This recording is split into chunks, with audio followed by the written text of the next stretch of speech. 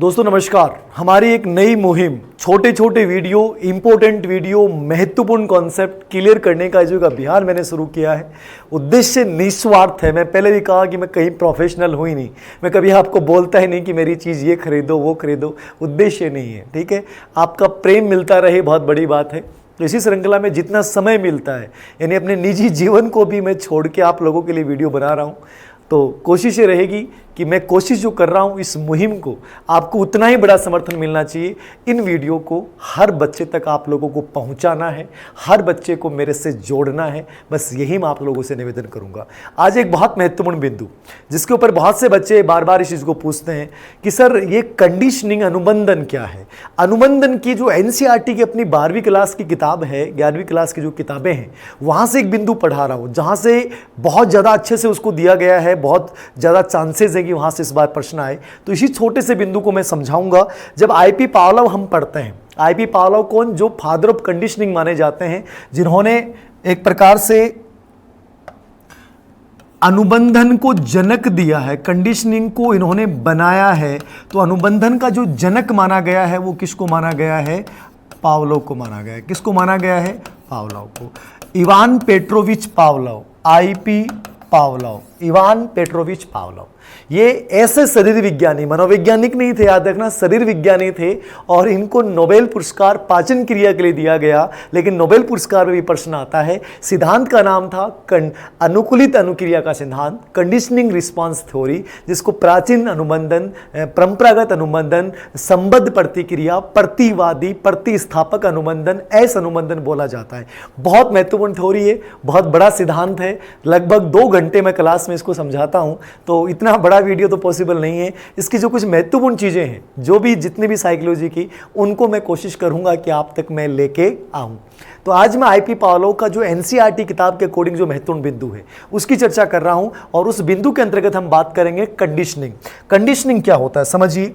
अनुबंधन, अनुबंधन के प्रकार बताएं। देखो अनुबंधन क्या है कि इसने जो प्रयोग किया कुत्ते के ऊपर, उसमें इन्होंने बताया कि मूल उद्दीपक के प्रति जो प्रतिक्रिया करते हो वही प्रतिक्रिया उससे मिलते जुलते अन्य उद्दीपक के प्रति करना शुरू कर दोगे, वो क्या कहलाएगी? कंडीशनिंग। मूल उद्दीपक के प्रति जो प्रतिक्रिया करते हो वही प्रतिक्रिया उससे मिलते जुलते अन्य उद्दीपक के प्रति कर लेना, ये कंडीशनिंग है। हमारा पूरा जीवन कंडीशनिंग से चलता है, हम हर बात के ऊपर कंडीशनिंग करते हैं। तो अनुबंधन हमारे जीवन का क्या एक प्रकार से हिस्सा है जो हमारे जीवन को प्रभावित करता है।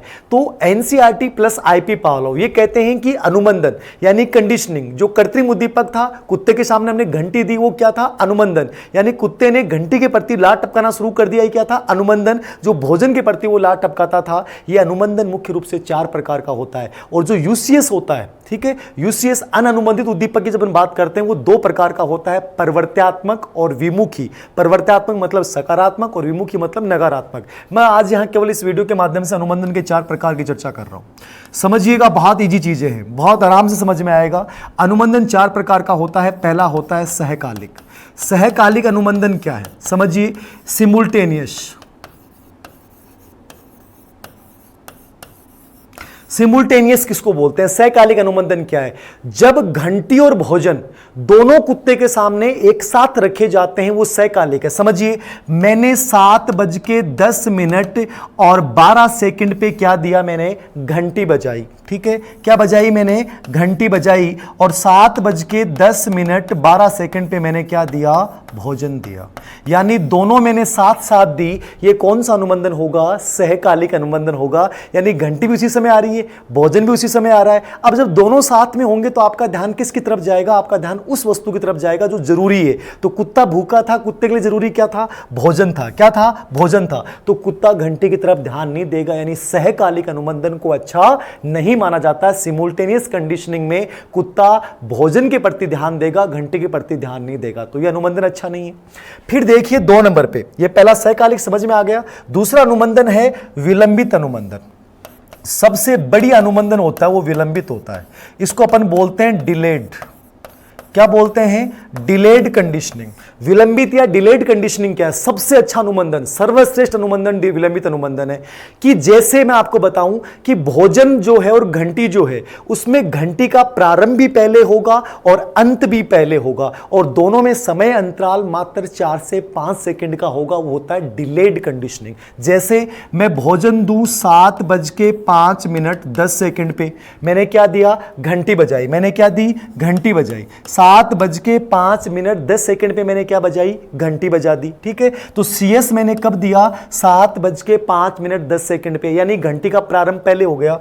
भोजन मैं दे रहा हूं 7:05 पे, यानी कि जब घंटी थी उस समय भोजन नहीं था, और जैसे ही घंटी की आवाज समाप्त हुई 4 सेकंड बाद में क्या आ गया? भोजन आ गया। क्या आ गया? भोजन आ गया। घंटी का प्रारंभ भी पहले हुआ, अंत भी पहले हुआ, और दोनों में समय अंतराल कितना था? 4 से 0.5 सेकंड। ये सबसे बेस्ट अनुबंधन होता है, 0.4 से 0.5 सेकंड। इसमें कुत्ता डेफिनेटली कंडीशनिंग करेगा, उसके दिमाग में हो जाएगा घंटी बजती है, उसके जस्ट बाद में क्या आता है? भोजन। इसलिए आपसे पूछ ले कि सबसे बेस्ट अनुबंधन कौन सा होता है, तो आपको उत्तर क्या करना है? विलंबित अनुबंधन।